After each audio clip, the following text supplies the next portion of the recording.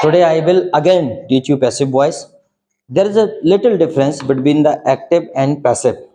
By the way, it is known by the name of the active and passive. Active is always in working position. Passive is not working position. Means active का मतलब होगा काम में लगा हुआ और passive का मतलब होगा काम में ना लगा हुआ। ये थोड़ा सा डिफरेंस है। हम यहाँ पे लिखते हैं एक्टिव और पैसिव, एक्टिव और पैसिव। कल जब एक प्रोग्राम था जिसमें बताया गया है, प्रोग्राम क्या था? प्रोग्राम था awareness programme, cancer awareness programme. उसमें बताया गया था कि कैंसर उस आदमी को तो होता है जो एक्टिव स्मोकिंग करता है, परंतु उसे भी हो सकता है जो पैसिव स्मोकिंग करता है। अब पैसिव स्मोकिंग मतलब स्मोकिंग कोई और कर रहा है और बाजू में आदमी खड़ा है, धुआं उसकी नाक में भी जा रहा है, मतलब वो तो नहीं कर रहा लेकिन फिर भी हो तो रही है ना स्मोकिंग, उसे पैसिव मतलब वो काम में नहीं लगा फिर भी लगा है, वो स्मोकिंग नहीं करना चाहता फिर भी हो रही है, इसे बोलेंगे पैसिव। ठीक है। अब जैसे मान लीजिए आप पैसे कमा रहे हो, आप ऑफिस जाते हो, ठीक है, ऑफिस जाते हो, ड्यूटी जाते हो अपनी, 10:30 बजे जाते हो, 5 बजे आते हो, आपको जो पैसे मिलते हैं ये हो गई एक्टिव इनकम। ठीक है। लेकिन अगर आपने एक घर बनाया है और वो किराए पे दे के रखा है और उससे रेंट आता है हर महीने, ये क्या इनकम हो गई? Passive income. ठीक है। आपने किसी को काम पे लगाया, आपके 10 एम्प्लॉय लगे हैं और बस आप महीने में एक बार हिसाब किताब मिलाते हैं, बाकी सब काम चलता रहता है, तो ये हो जाएगी पैसिव इनकम। और एक्टिव इनकम जो आप स्वयं अपने हाथ में कैश लेते हैं, दैट इज एक्टिव इनकम। इसी प्रकार पढ़ाई में भी एक्टिव और पैसिव होता है। एक्टिव काम में लगा हुआ और पैसिव काम में ना लगा हुआ काम होता है। एक बात और कर सकते हैं कि एक्टिव में होती है आदमी की बात। किसकी बात? आदमी की बात। और पैसिव में किसकी बात होती है? काम की बात। ठीक है। एक्टिव में आदमी की बात, पैसिव में काम की बात। एक्टिव में हमेशा सब्जेक्ट की प्रधानता होती है। किसकी? सब्जेक्ट की। और पैसिव में हमेशा ऑब्जेक्ट की प्रधानता होती है। कि ये जरूरी नहीं है, एक्टिव में जरूरी है कि काम कौन कर रहा है और पैसिव में जरूरी है कि काम क्या हो रहा है। आदमी की आवश्यकता नहीं है तो, पर जो प्राथमिकता है, जो प्रायोरिटी है, वो कहना चाहिए कि ऑब्जेक्ट डोमिनेट सेंटेंस होता है पैसिव, और ये होता है सब्जेक्ट डोमिनेट सेंटेंस। जैसा कि कोई भी सब्जेक्ट की संरचना, कोई भी सेंटेंस की जो संरचना होती है वो होता है सब्जेक्ट के बाद हम क्या लगाते हैं? Helping verb. बिल्कुल, ऑब्जेक्ट में भी हम हेल्पिंग वर्ब लगाएंगे, नो डाउट। ठीक है। अब उसके बाद हम subject plus helping verb plus main verb लगाते हैं। वर्ब के कई सारे फॉर्म होते हैं। फर्स्ट फॉर्म होता है, कहीं सेकंड होता है, कहीं थर्ड होता है, कहीं आईएनजी होता है, फोर्थ फॉर्म जैसे आप कहते हो। ठीक है। ये सारी व्यवस्था यहाँ होती है। यहाँ भी हम वर्ब लगाएंगे, मेन वर्ब, लेकिन वर्ब का कौन सा फॉर्म लगेगा? Third form. एक बहुत अच्छी बात है कि यहाँ दुनिया भर के फॉर्म याद नहीं रखना, सिर्फ थर्ड फॉर्म लगाना है अगर पैसिव बनाना है तो, और ये परीक्षा में आता है। ये एक्टिव से पैसिव में बदलिए। ठीक है। अब उसके बाद जब सेंटेंस की संरचना में हम देखते हैं कि यहाँ ऑब्जेक्ट लगाया जाता है किसी भी सेंटेंस के बाद। ठीक है। और फिर यहाँ पे कॉम्प्लीमेंट लगाया जाता है। कॉम्प्लीमेंट मतलब होता है अदर चीज है जो है। ठीक है। अब चूंकि यहाँ ऑब्जेक्ट लगाएंगे, ऑब्जेक्ट अपन यहाँ पहले लगा दिया, तब यहाँ क्या बचा? सब्जेक्ट लगाएंगे अपन यहाँ पे। हम बाय लगा के सब्जेक्ट लगा देंगे और कई बार सब्जेक्ट की आवश्यकता नहीं भी पड़ती। ठीक है। अब ये हो गया बेसिक संरचना सेंटेंस की। अब देखते हैं, बस बात ये आ रही है कि यहाँ पे इतने सारे वर्ब लगेंगे। ठीक है। और हेल्पिंग वर्ब भी बहुत सारे होते हैं। ठीक है। हेल्पिंग वर्ब किस आधार पर लगेंगे, ये थोड़ी सी समझने वाली बात है। क्योंकि यहाँ तो आपको हेल्पिंग वर्ब पता है कि जनरली प्रेजेंट सिंपल टेंस में डू, डज, पास्ट में डिड, और उसके बाद कंटिन्यूअस में इज, एम, आर, बाज बार और विल बी, शैल बी, ये सब हेल्पिंग वर्ब लग जाती हैं। परफेक्ट में क्या लगता है? Has have, had, will have, shall have, ये हेल्पिंग वर्ब लगती हैं, आपको पता है। ठीक है। अब जैसे मान लीजिए और उसके बाद और नीचे चले जाओ तो हैज बीन, अब मैं इतना ही लिख रहा हूं, है ना, हैव बीन, इतना ही लिख रहा हूं मैं, ज्यादा नहीं लिख रहा। ठीक है। ठीक है। डू डज सिंपल में लगता है हेल्पिंग वर्ब। दरअसल सिंपल में नहीं लगता, नेगेटिव में लगता है, तो वो हेल्पिंग वर्ब तो उसी की है ना, ये चीज। अब बात करते हैं हम किसकी, यहाँ पे आ जाते हैं, ठीक है। ये तो हो गया, ये हेल्पिंग वर्ब है, ये हो गई सिंपल की, ये हो गई कंटिन्यूअस, ये हो गई परफेक्ट, ये हो गई परफेक्ट कंटिन्यूअस, ठीक है। ये अपन तीनों टेंस के नाम लिख लेते हैं, ठीक है। सबसे शुरू में क्या हो जाएगा, सिंपल, फिर क्या हो जाएगा, कॉन्टिन्यूअस, फिर क्या हो जाएगा, परफेक्ट, फिर क्या हो जाएगा, परफेक्ट प्लस कॉन्टिन्यूअस, ठीक है। थोड़ा सा इंक कम हो गया ना। अब देखो ये इसलिए लिखा मैंने, ये है सिंपल, ये है कंटिन्यूअस, ये है परफेक्ट, ये है परफेक्ट कंटिन्यूअस। कुल मिला के जब पैसिव वॉइस बनाएंगे तो कंटिन्यूअस की हेल्पिंग वर्ब सिंपल में लग जाएंगी, सभी कंटिन्यूअस की सभी सिंपल में। प्रेजेंट सिंपल है तो प्रेजेंट कंटिन्यूअस, पास्ट सिंपल है तो पास्ट कंटिन्यूअस, फ्यूचर सिंपल है तो फ्यूचर कंटिन्यूअस। हेल्पिंग वर्ब ये लिखी सबकी ऐसी। फिर उसके बाद अगर आपका पैसिव वॉइस है परफेक्ट में बन रहा है तो उसमें हेल्पिंग वर्ब लगेगी परफेक्ट कंटिन्यूअस की। किसकी हेल्पिंग वर्ब लगेगी, इसमें भी इसकी हेल्पिंग वर्ब लगेगी। अब सवाल ये उठता है कि इसकी इसमें लगा दी, इसकी इसमें लगा दी, इसमें क्या लगेगा, फिर इसमें तो कुछ बचा ही नहीं, तो इसमें सिर्फ लगेगा बीइंग, बाकी स्ट्रक्चर वही का वही। बीइंग एक नया शब्द जुड़ेगा, हेल्पिंग वर्ब इसमें इसी की लगेगी, क्योंकि इसकी इसमें लगेगी, इसकी इसी में लगेगी, लेकिन साथ में क्या लगेगा, बीइंग लगेगा। अब आप पूछोगे इसमें क्या लगेगा, क्योंकि इसकी इसमें लग गई इसमें, तो इसका पैसे भी नहीं बनाएंगे, ठीक है, उसका पैसे भी नहीं बनाएंगे तो कोई दिक्कत नहीं है। अब आया समझ में। चलो अब इस स्ट्रक्चर को जो है आप चाहें तो जो लोग देख रहे हैं वीडियो वो स्क्रीनशॉट ले लें और आप लोग अपनी कॉपी में नोट कर लें, और अगर कर लिया नोट तो कोई बात नहीं। अब मैं आगे आपको बताता हूँ, एक एक से अपन करके देखते हैं। इसको मिटा दें, ठीक।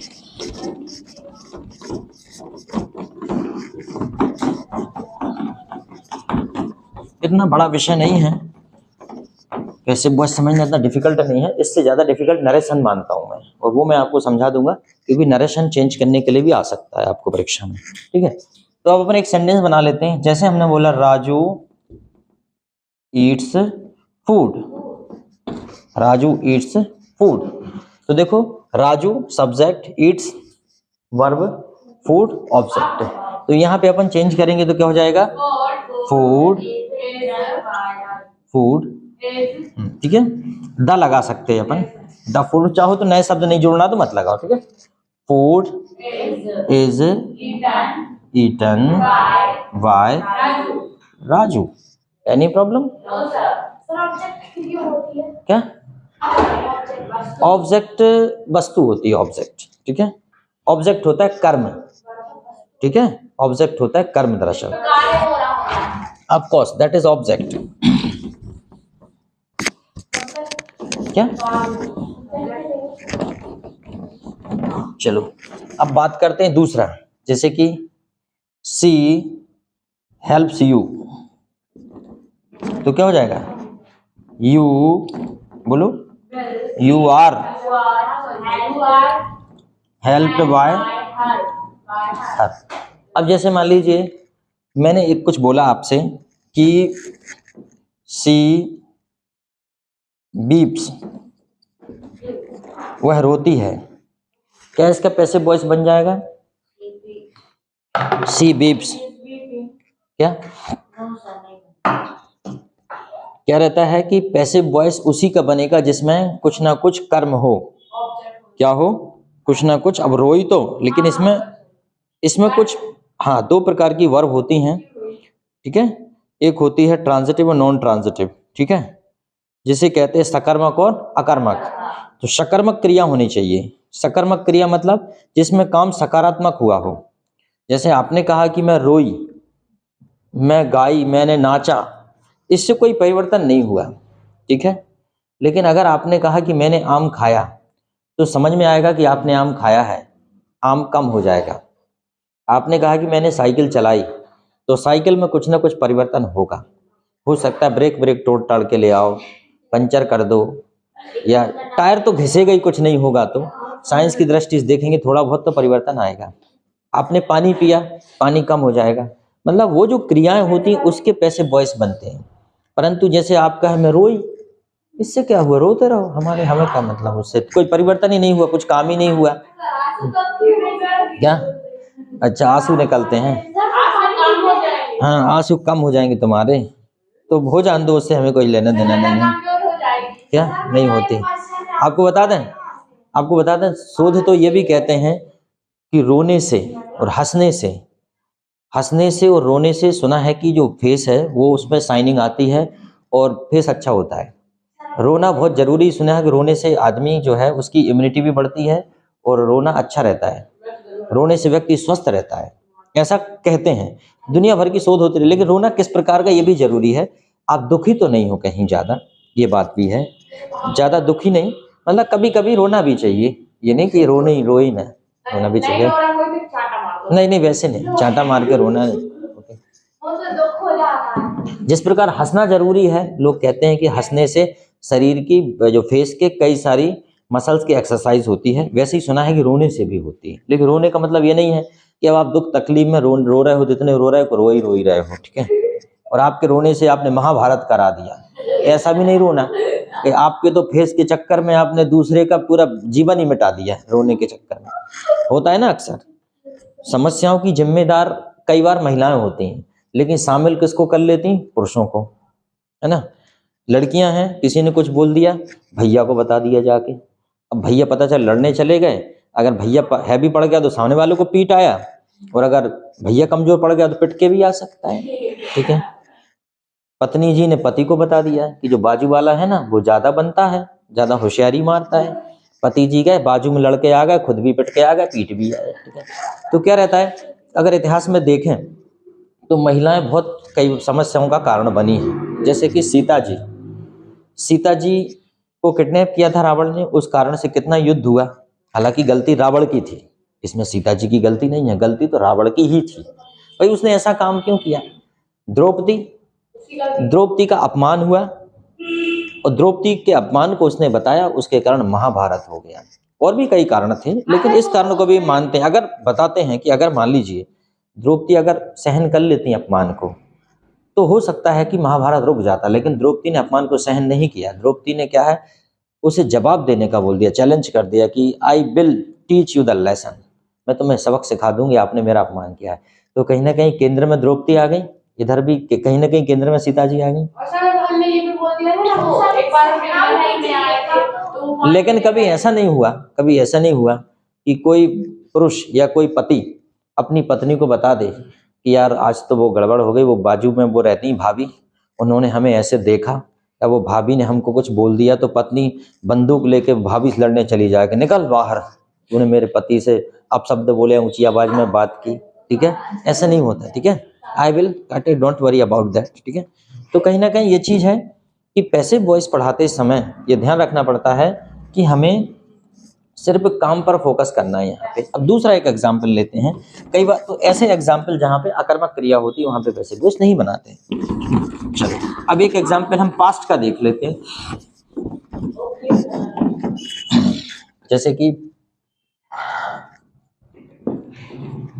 जैसे यू हेल्प्ड मी, तो क्या हो जाएगा? यू हेल्प्ड मी, तुमने मेरी मदद की थी, क्या हो जाएगा? I was helped bye you, ठीक है। शी विल पनिश यू, तो क्या हो जाएगा? You will be punished by her, ठीक है। और देखते हैं जैसे कि they invite you, very good, you are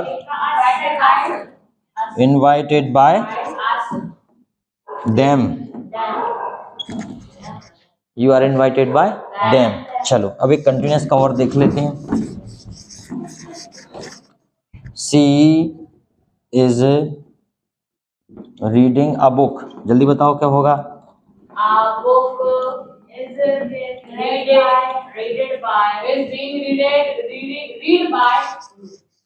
क्या हो जाएगा?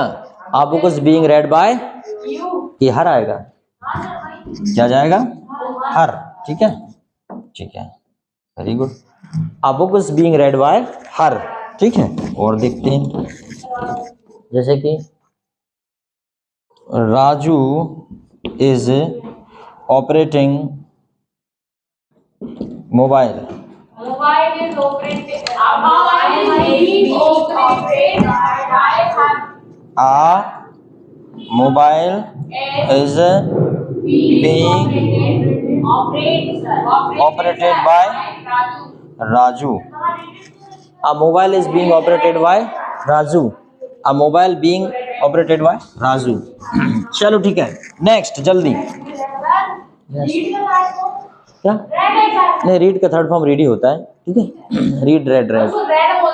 ओके, चलो, जैसे कि और वन मोर एग्जाम्पल, पास्ट का बना सकते हो। चलो ठीक है, जैसे हमने बोला माही क्राइंग, नहीं ऐसी नहीं, कुछ क्रिया होनी चाहिए। माही वाज, चलो माही वाज प्लेइंग क्रिकेट, और भी कुछ खिला सकते हो। माही वाज प्लेइंग क्रिकेट, तो क्या हो जाएगा? Cricket was being played by Mahi. ठीक है, पिट्टू, पिट्टू खेलते, पिट्टू कैसे खेलते हैं? अच्छा, बॉल मारने वाला वो होता है जिसको लग जाती फिर वो मारता है सबको। अच्छा अच्छा, नीचे, हाँ हाँ, ठीक ठीक ठीक ठीक, ओके यस यस। नहीं, एक में वो बल्ले से मारते हैं, वो गेंद गड़ा होता है गांव की भाषा में, गेंद गड़ा, गेंद गड़ा। नहीं, गिल्ली डंडा तो वो गेंद गड़ा होता है। गेंद और गड़ा, एक्चुअली एक छोटा सा गड़ा गोल गोल बना लेते हैं, उस पे उसमें लकड़ी, उसमें डंडा लेके उसमें खड़े हो जाते हैं, बॉल मारते हैं। तो अपन को नहीं लगना चाहिए बॉल, अपन उसमें डंडे से मार देते हैं बॉल को। ठीक है, और दूर जाके भी, हाँ वही गेंद गड़ा, वही तो मैं बोल रहा हूँ। पिट्टू दूसरा होता है, पिट्टू में नीचे पत्थर जमा लेते हैं 7-8, है ना, और फिर उसको गिराते हैं। अच्छा, वो जमाता है और ये बार बार गिराते हैं। और अच्छा अच्छा अच्छा अच्छा अच्छा, ठीक ठीक ठीक, हाँ प्लेट रहती गोल गोल, अच्छा लकड़ी, अच्छा अच्छा, वो व्यक्ति जमाता है और बाकी उसे गिराते हैं। एक टीम के पकड़ देखो, एक जैसे मेरी टीम है और एक साइड की टीम है, तो जैसे कि मैं उसमें बॉल मार रही हूं तो मैं भागूंगी और जीत मेरे को पकड़ के मारेगी और मेरे को जमा आ गई। अच्छा, और अगर इसे जमाते हुए मैं मार दिया, ऐसे मार के फिर आउट हो जाएगी। अच्छा, मैंने जमाती हूँ, ऐसे एक टीम को ऐसे करना पड़ता है कि सामने वाली टीम को मारने नहीं देते। अच्छा, चलो अब अगला देखते हैं। अब कई बार क्या रहता है कि ट्रांसलेट नहीं भी करना, तो वैसे ही अगर जनरली हमें आना चाहिए, तो हमें जनरली कैसे आएगा? तो देखो, जैसे हम बोलते हैं कि उसे बुलाया जाता है, तो क्या हो जाएगा? He is called. कई बार हमें ऐसा भी आना चाहिए, we are learning spoken English, तो हमें इंग्लिश बोलने वाली सीखना है, तो हम डायरेक्ट भी कई बार बोल देते हैं, उसे बुलाया जाता है, ही इज कॉल्ड। तुमको पीटा जाएगा, यू विल बी बीटन। तुमको सस्पेंड किया जाता है,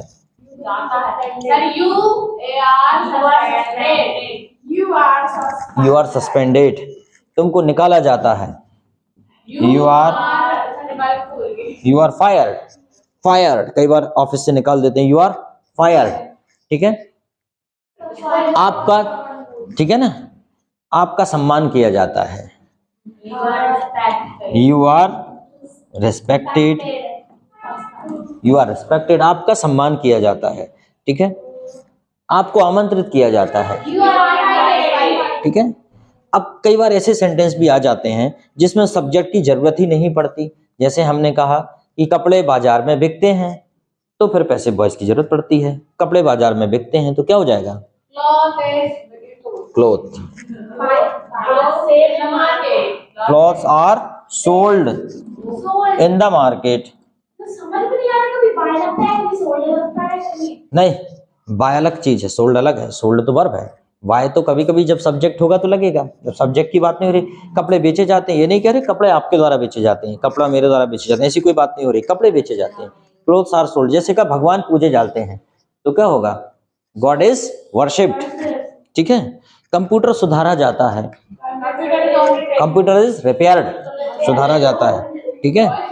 जूते पॉलिश किए जाते हैं, shoes are polished, shoes are polished. ठीक है। जैसे ये कमरा सजाया जाता है, कमरा सजाया जाता है, room is decorated. Any problem? बस तो फिर इतना तो करना ही है। चलो ठीक, इनफ।